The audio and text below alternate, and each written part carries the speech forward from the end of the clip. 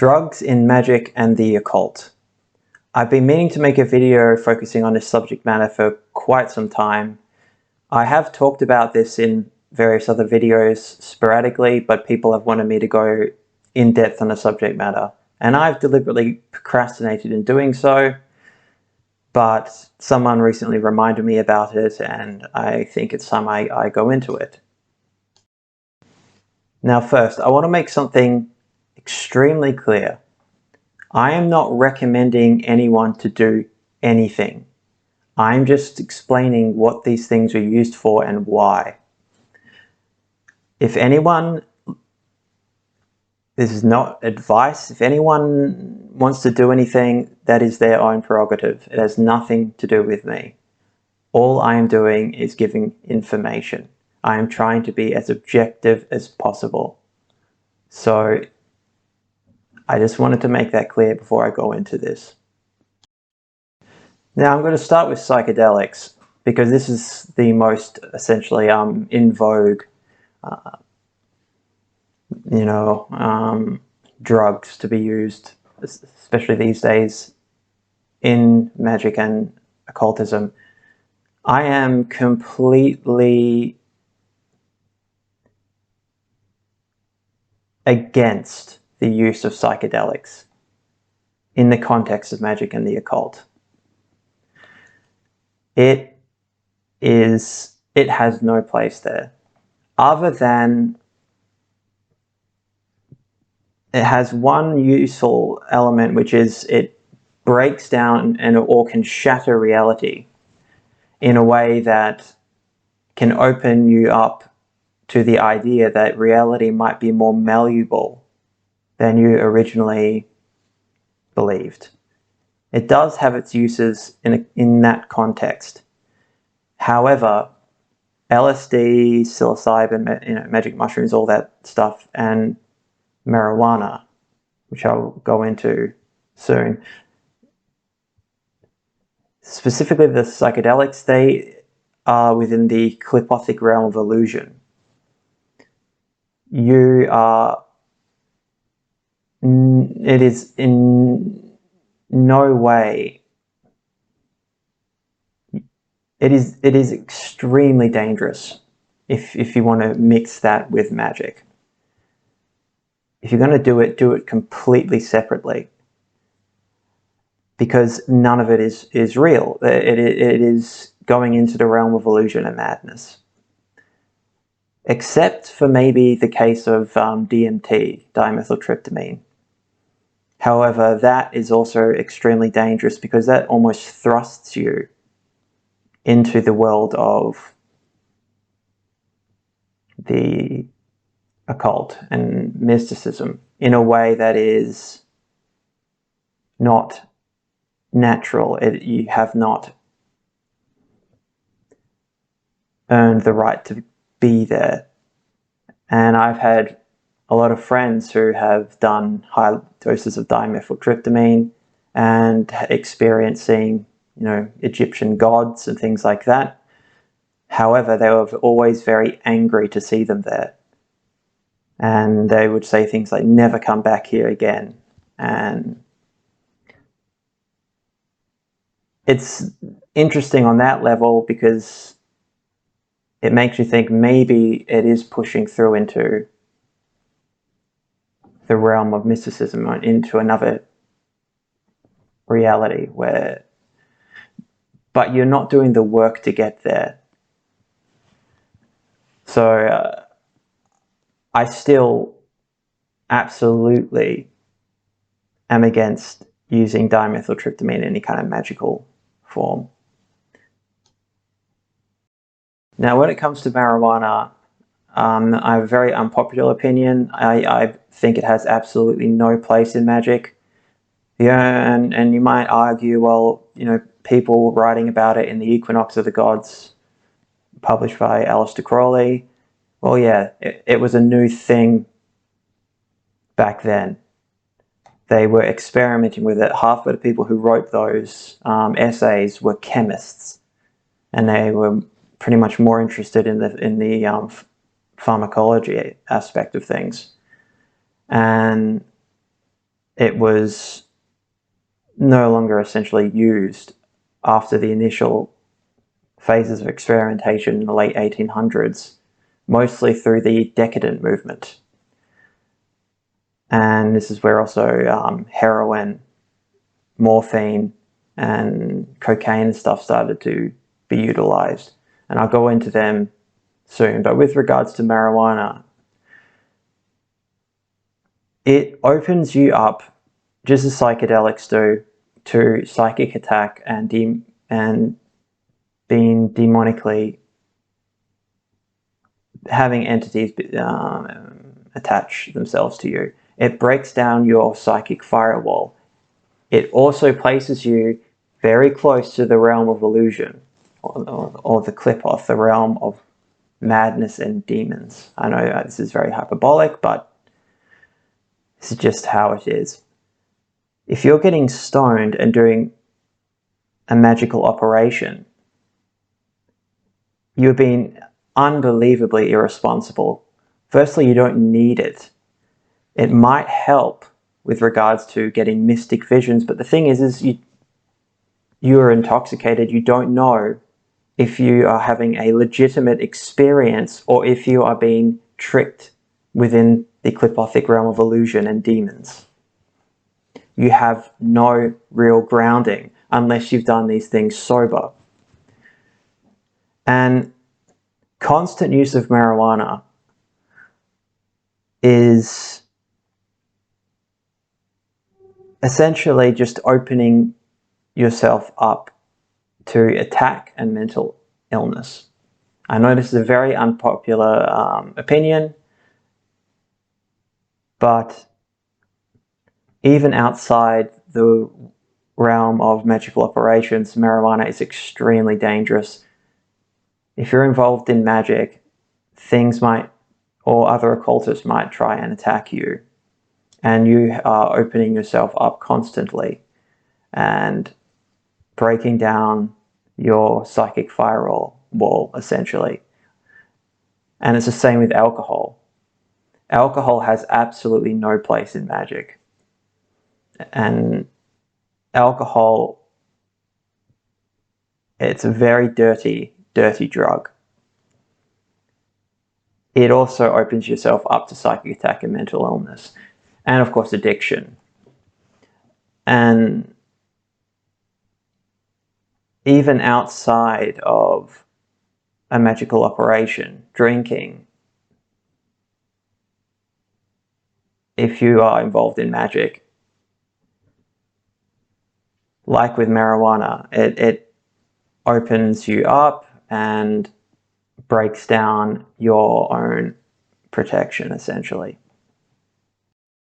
Now, I'm not a innocent person who hasn't, I've been around the block, essentially. None of this stuff is new to me. But, for instance, doing the Evermelon operation, I don't drink at all. And I don't drink at all anyway. And not because I have a problem with alcohol, but because it opens you up. I know that might sound a little bit paranoid, but I'm somebody who stays on the safe side of things. I don't smoke marijuana at all. I have never been somebody who is interested in marijuana. Of course, I've done it, but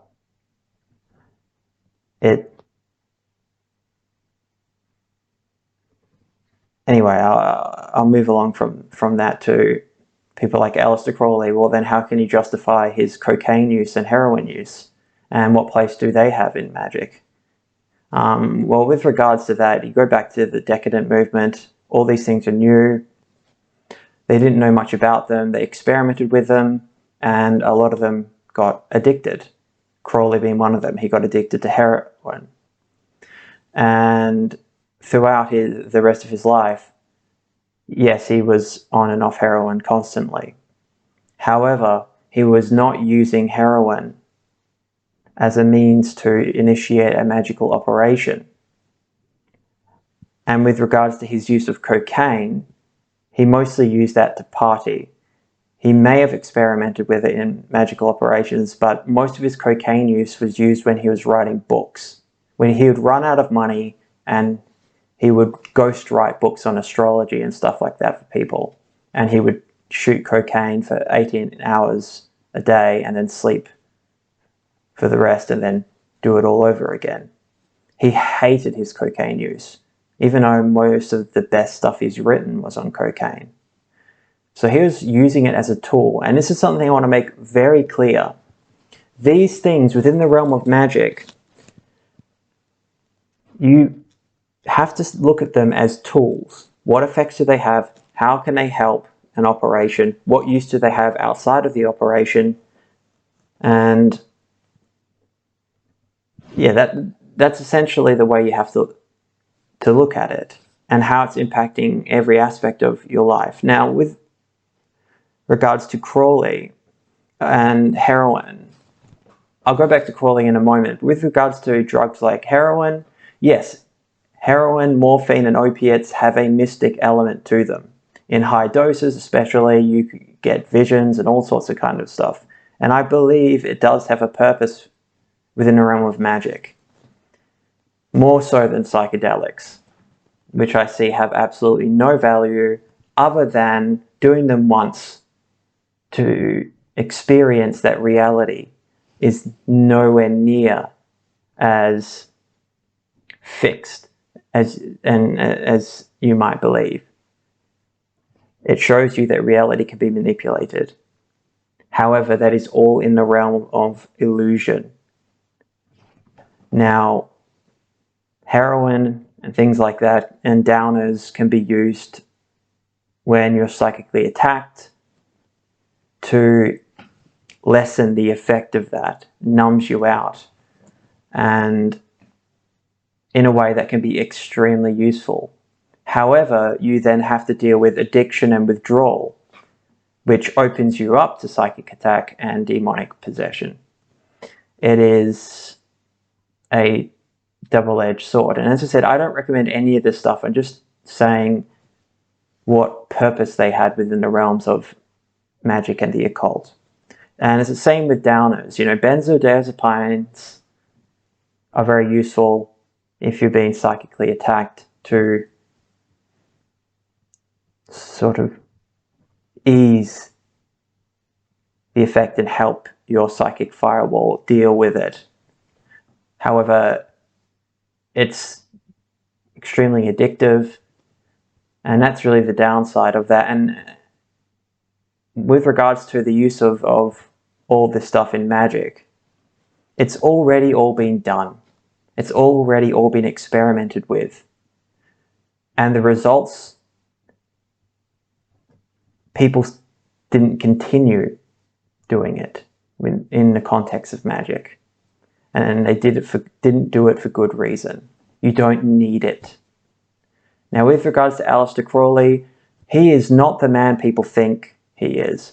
He was not a horrendously irresponsible man. When it came to magic, he took it dead seriously. And I can guarantee that when he performed a magical operation, he was completely sober.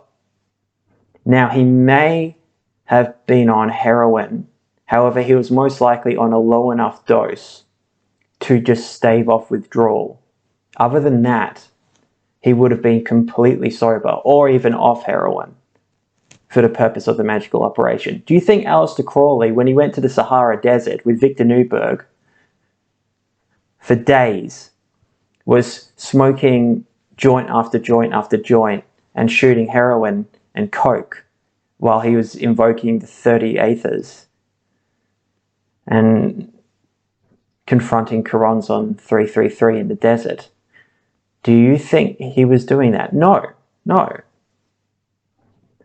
And when you do these operations, you don't need drugs. It is a trip within itself. And the only thing I'm going to say is, if you're going to do a magical operation, just if you have prescription medication you're on, don't stop taking it. You know, stay on that. That's fine. As long as you're not high. Because you need to be sober as possible in order to distinguish what is real and what is illusion within a magical operation. If you're smoking weed and you're doing this, that distinction is blurred significantly. And especially these days with the high levels of THC within marijuana, it is profoundly irresponsible to do so. It has no place. And I know this is going to piss a lot of people off, but it has no place in performing a magical operation. Trust me on this one. It has no place. And people might call me a hypocrite because people know I am on painkillers, but I'm not getting high on painkillers to perform a magical operation. I'm just on a prescription medication that's enough to make me be able to function a little bit better. And with my history of drug use, I'm trying to keep that away from this video. I know it all sounds hypocritical, but I'm really trying to reinforce why marijuana has no place, despite popular opinion. And people like Terence McKenna, whose work is interesting, have been nothing but a disaster. The amount of people who have psychosis because of that man would be in the thousands from listening to him. You know, you have to do it, blah, blah, blah, blah, blah. No. You don't need it. It is a trip in itself, especially Enochian magic and things like that. And yeah, I'm trying to keep this as concise as possible. With regards to stimulants, yeah, there's some use for them within the realms of magic to keep you awake if you're doing it something extended, but then that can flip over into the realm of paranoia and illusion. I know I keep mentioning illusion and referencing the clip-off, which is language that Crawley used to use quite a lot, but there's no better way for me to really explain it. So I'm going to stop it here. I think I've said enough. Now, I'm not judging people who are heavy smokers of marijuana. You know, and I'm not in my early 20s. You know, I don't do that. I'm not around people who do that kind of stuff anymore. But I know a lot of people who watch me do. And this is just a bit of a warning. You have to protect your psyche. That is the most important thing, because even outside of magical operations, once you open yourself up to magic, you are messing with not only your psychology, but you're messing with the unconscious. And demonic archetypes and dark things within your unconscious or the collective unconscious, you have to control that. And you have to know it exists and control that.